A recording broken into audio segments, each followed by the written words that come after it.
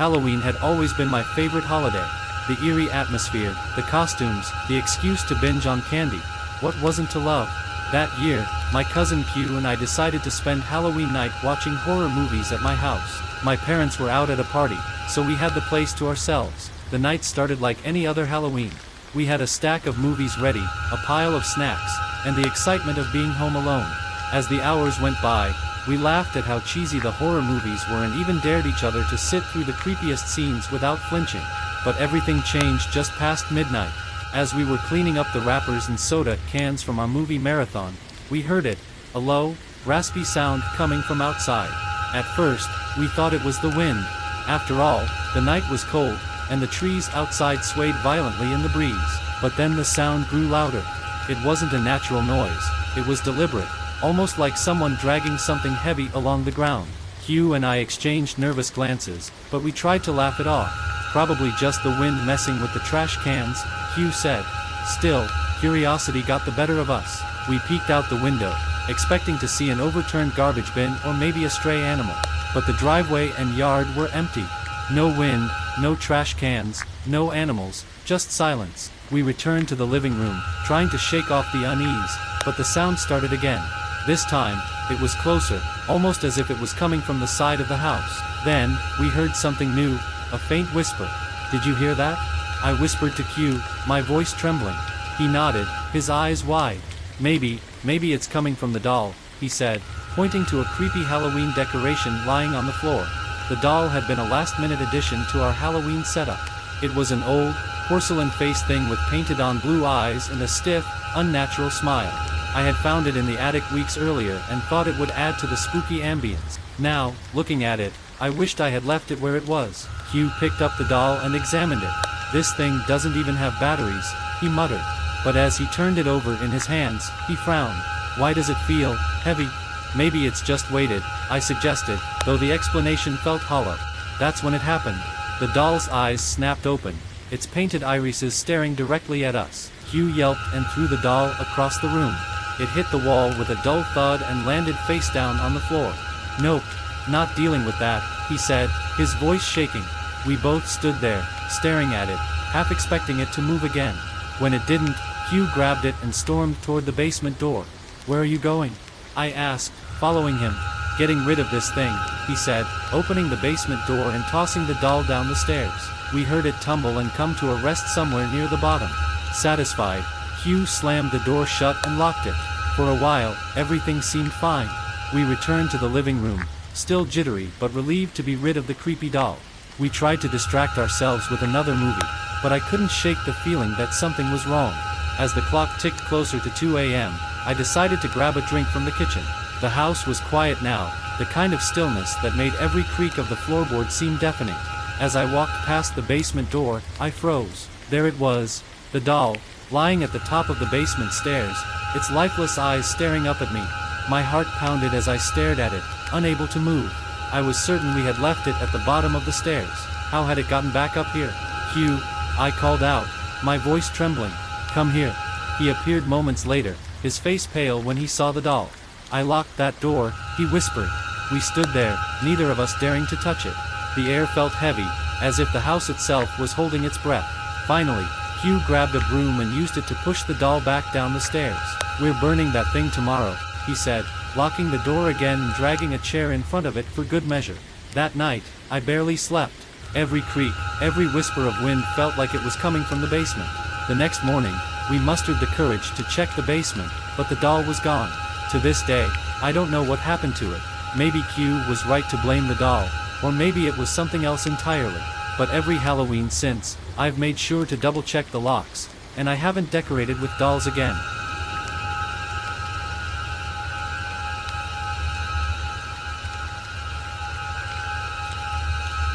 Late one night, I was jolted awake by an unmistakable sound, a faint knocking at my bedroom window. At first, I thought I might have imagined it. My house sat at the edge of a quiet cul-de-sac, surrounded by thick woods, and I couldn't think of a single reason why anyone would be outside my window at that hour. I lay still, straining my ears in the dark. The knocking came again, louder this time, and more deliberate. Pulling the covers up to my chin, I tried to steady my breathing. My heart was racing, and a million scenarios raced through my mind. Was it a prank? An animal? Or something worse? Gathering my courage, I swung my legs over the side of the bed and tiptoed to the window. The blinds were closed, but I could feel a presence on the other side, something just standing there, waiting. I hesitated, my hand hovering over the cord to lift the blinds. Slowly, I pulled it just enough to peek outside. What I saw made my blood run cold. A dark figure stood motionless just a few feet away, shrouded in shadows. It was too tall and broad to be a child, and its stance was unnaturally rigid.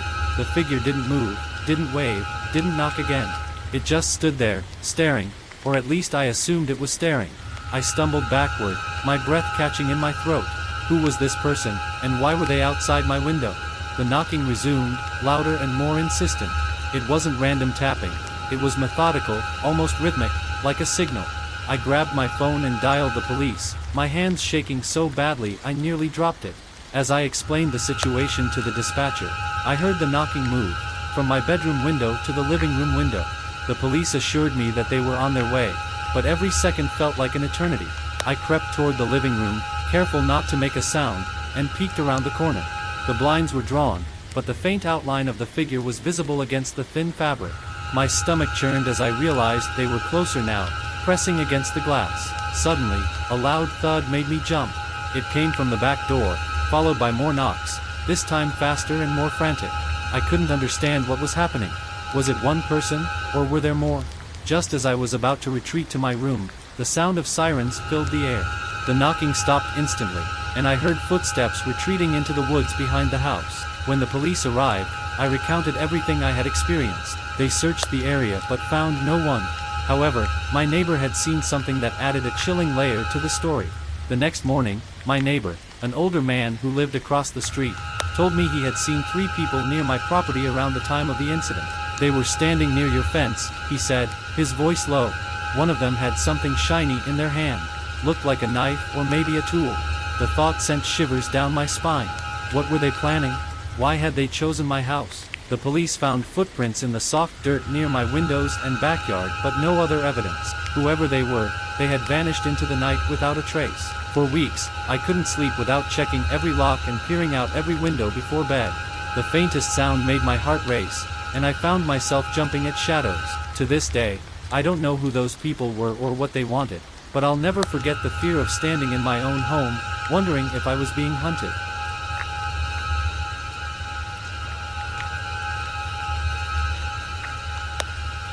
I was 12 years old when I first met Tom. It was at summer camp, where we were assigned to the same bunkhouse. Tom was a little older than me, 14 at the time, and seemed quiet and reserved. At first, I didn't think much of him. He mostly kept to himself, reading books or doodling in his notebook while the rest of us played games or explored the campgrounds. But one day, while waiting out a rainstorm in the mess hall, we struck up a conversation. He was surprisingly funny and knew a lot about the kinds of things I liked: video games, comic books, and creepy urban legends. We bonded over our shared interests, and by the end of camp, we were swapping email addresses and promising to keep in touch. At first, it was great. We'd exchange messages about our favorite shows or share silly memes. But as the months went on, Tom's messages became more frequent. Then, they started to take a darker turn. At first, it was subtle. If I didn't respond to his emails quickly enough, he'd send follow-ups like, "Are you ignoring me?" or "Why don't you want to talk to me anymore?" I brushed it off, thinking he was just lonely or bored. But his tone grew angrier and more accusatory.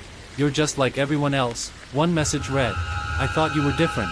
One day, out of nowhere, he sent me a long email detailing how I was his only friend and how he didn't know what he'd do if I stopped talking to him. It felt like a lot of pressure, especially for a 12-year-old. I showed the email to my mom, who advised me to keep some distance. That's when things got even stranger. Tom started showing up unannounced. I remember the first time vividly. It was a Saturday morning, and I was playing video games in the living room when the doorbell rang. I opened the door to find Tom standing there, a nervous smile on his face. "Hey," he said, holding a bag of snacks. I thought we could hang out. It was odd, considering we lived about 30 minutes apart, and he hadn't mentioned coming over. But being polite, I let him in. As we hung out, I noticed little things that unsettled me. He would stare at me for just a bit too long, or laugh at jokes that weren't meant to be funny. At one point, I went to grab us some drinks from the kitchen and caught him flipping through my sketchbook without asking. When he left that afternoon, I felt a strange mix of relief and unease. The next few weeks were a nightmare. Tom started sending me angry emails, accusing me of being a bad friend. He'd leave vague, unsettling messages like, "You'll regret ignoring me." Then, one day, he invited me to his house. I didn't want to go, but part of me thought maybe it would smooth things over. My parents reluctantly agreed, dropping me off in front of his house. It was a disaster from the moment I stepped inside. Tom's house was filthy, piles of trash everywhere, an overwhelming stench of mildew, and a cluttered living room that looked like it hadn't been cleaned in years. He led me to his room, which wasn't much better. The walls were covered in disturbing drawings, creepy figures with hollow eyes, and what looked like violent scenes scribbled in black ink. As if that wasn't unsettling enough, Tom's father came in. He was a tall, intimidating man with a hard expression. He didn't say much, but the way he looked at me made me feel like I didn't belong there. "I think I should head home," I told Tom after less than an hour. He didn't argue, but the way he watched me as I left sent shivers down my spine. That night, I received another email from Tom. It was angry and rambling, accusing me of abandoning him and saying that I'd pay for it. The next day, my mom noticed a car parked across the street from our house. It was Tom and his father. They didn't approach the house, but they stayed there for over an hour before driving off. Things escalated quickly. Tom began sending me threats, and my parents decided to involve the police. When officers visited Tom's house, his father denied everything, claiming we were overreacting. But the harassment didn't stop. For weeks, I felt like I was being watched. I'd see Tom's car parked down the street, or notice him lurking near my school. My parents had to coordinate with the school staff to ensure I was safe during the day. Finally, one day, it all stopped. Tom and his father moved away without warning. Rumors swirled about why they left. Some said it was financial trouble, while others hinted at darker reason. Though they were gone, the fear lingered. For years, I couldn't shake the feeling of being watched, and even now, as an adult, I find myself looking over my shoulder when I'm alone. Tom was my first experience with a friend turning into something far more dangerous, and I hope it's an experience I'll never have to face again.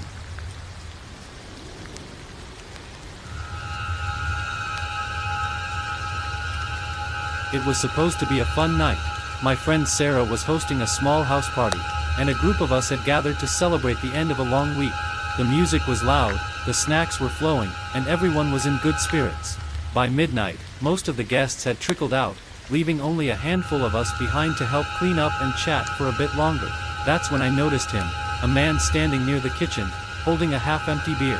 I didn't recognize him, which wasn't entirely unusual. Sarah's gatherings often included friends of friends, and sometimes people brought plus ones without warning. Still, something about him felt off. He wasn't talking to anyone, just standing there, quietly observing the room. His presence was unnerving, and I couldn't shake the feeling that he was watching me specifically. "Hey, Sarah," I whispered, nodding toward the man. "Who's that?" Sarah frowned, glancing in his direction. "I have no idea. I thought he came with one of your friends." The realization hit us both at the same time. This guy was a complete stranger. Sarah, being the polite host she was, approached him with a smile. "Hey, sorry, but I don't think we've met. Who invited you?" The man didn't answer right away. He just looked at her, his expression unreadable. Finally, he mumbled something about knowing someone named Mark, but no one at the party knew a Mark. Sarah, clearly uncomfortable, asked him to leave. "Thanks for stopping by, but the party's over. We're just wrapping up." The man nodded but didn't move. Instead, he lingered near the kitchen, finishing his beer as if he had all the time in the world. When he finally walked out the door, we all let out a collective sigh of relief. But the tension didn't fade completely. Something about the way he had looked at us, calm, almost calculating, left a lingering unease. We locked the doors and continued cleaning, trying to laugh off the encounter. That's when we heard it. A faint creak, followed by the sound of something, or someone, moving upstairs. At first, we thought it might just be the house settling. Sarah's place was old, with wooden floors that groaned under the slightest pressure. But the sounds continued, footsteps, slow and deliberate, coming from the second floor. Did anyone go upstairs?" one of my friends asked, her voice trembling. We all shook our heads. Sarah grabbed her phone, ready to call the police, while the rest of us armed ourselves with whatever we could find, broomsticks, a heavy candlestick, and even a frying pan. We crept upstairs together, our makeshift weapons at the ready. The hallway was dark, lit only by the faint glow of a nightlight near the bathroom. The sounds had stopped, but the air felt heavy, as if the house itself was holding its breath. We checked each room, finding nothing out of place, until we reached Sarah's bedroom. The closet door was slightly ajar. Sarah motioned for us to stay back as she approached the closet. Her hand trembled as she reached for the doorknob, pulling it open in one swift motion. Inside, crouched among her hanging clothes, was the man. For a moment, no one moved. He stared at us, his expression blank, as if we were the ones intruding. Then, with a sudden burst of energy, he lunged forward, shoving past us and bolting down the stairs. We chased after him, but by the time we reached the front door, he was gone. The back door, which we thought we'd locked, was wide open, swinging in the wind. The police arrived shortly after and searched the area, but the man had disappeared without a trace. They took our statements, promising to keep an eye out, but there was little they could do without more information. For weeks after the incident, Sarah was on edge. She changed the locks, installed a security system, and even adopted a dog for extra protection. But the fear lingered. Who was that man? How long had he been hiding in the house? And what would have happened if we hadn't discovered him? To this day, we don't have answers. All we know is that he had been waiting for something, or someone, and we'll never forget the look in his eyes as he fled into the night.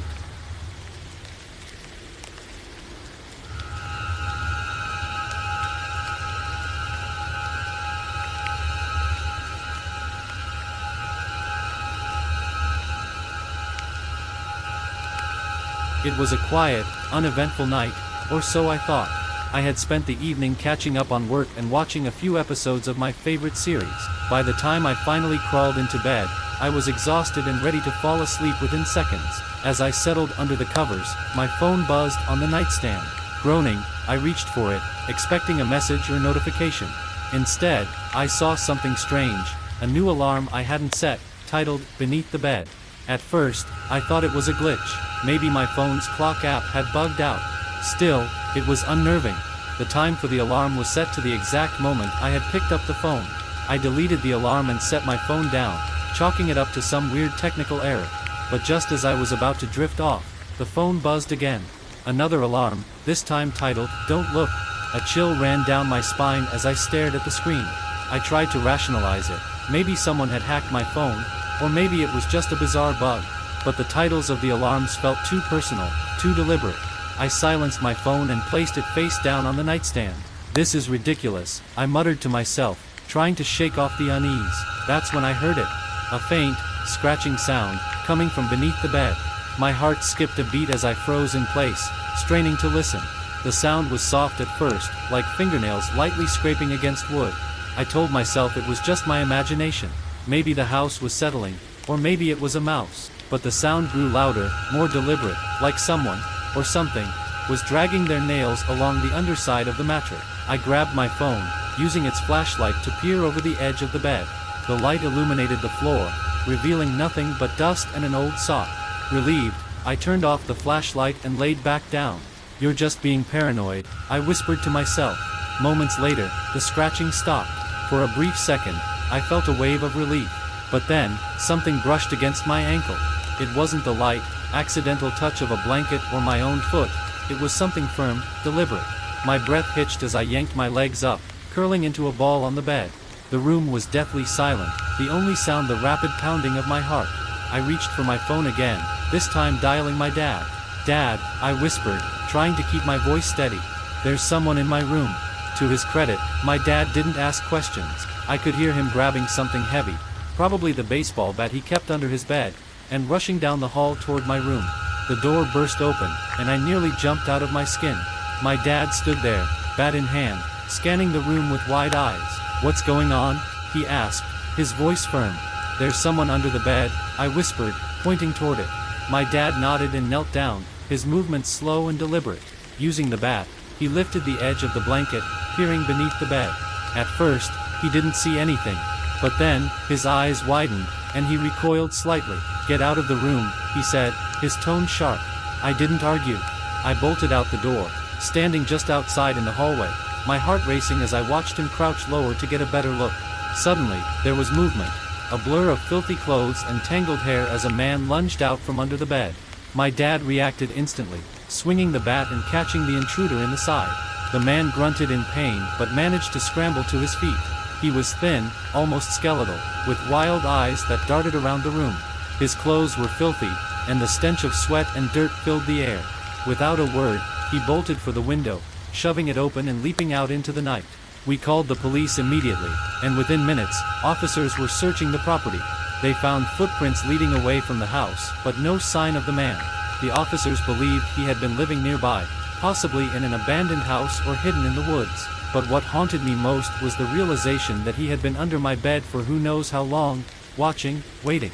That night, I barely slept. Even now, years later, I can't go to bed without checking beneath it first. The memory of that filthy man, his hand brushing against my ankle, and the sound of his ragged breathing as he hid in the dark. It's something I'll never forget.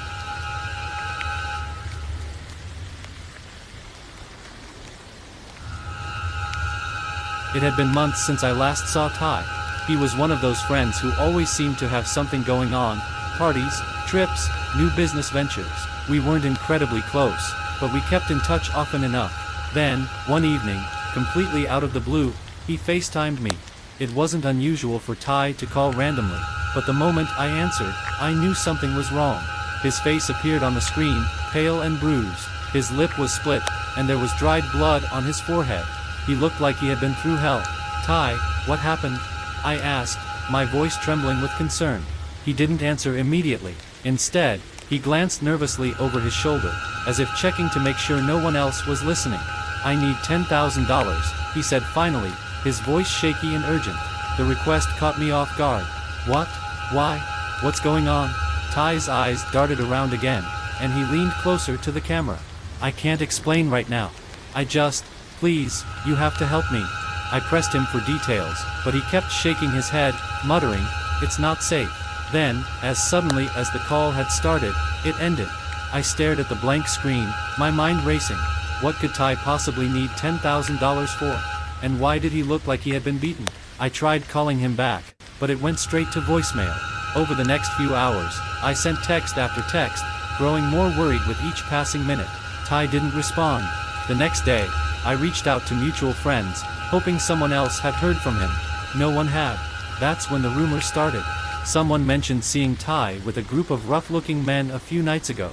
Another friend claimed Ty had gotten involved in something shady, though they didn't know the details. It wasn't until a week later that the truth finally came out. Ty's parents contacted me, asking if I had seen him. They hadn't heard from him in days, and they were worried. I told them about the FaceTime call, and their faces went pale. That evening, I got another call, this time from the police. They had found Ty. He was in a basement of an abandoned house on the edge of town, tied to a chair and badly beaten. The police had been tipped off by a neighbor who heard strange noises coming from the property. When they raided the house, they found Ty alive but barely conscious. He was rushed to the hospital, where doctors treated his injuries. When I visited him in the hospital, I expected him to explain everything. But instead, Ty refused to talk about what had happened. He didn't say who had taken him, why he had been targeted, or what they wanted. Every time I brought it up, he'd shake his head and change the subject. The only thing he said before I left was, "You don't want to know." To this day, I still don't know the full story. Ty has since moved away, cutting ties with nearly everyone. Whatever happened to him that night left scars far deeper than the ones on his skin. And while I may never know the truth, one thing is certain, that desperate call for help will haunt me forever.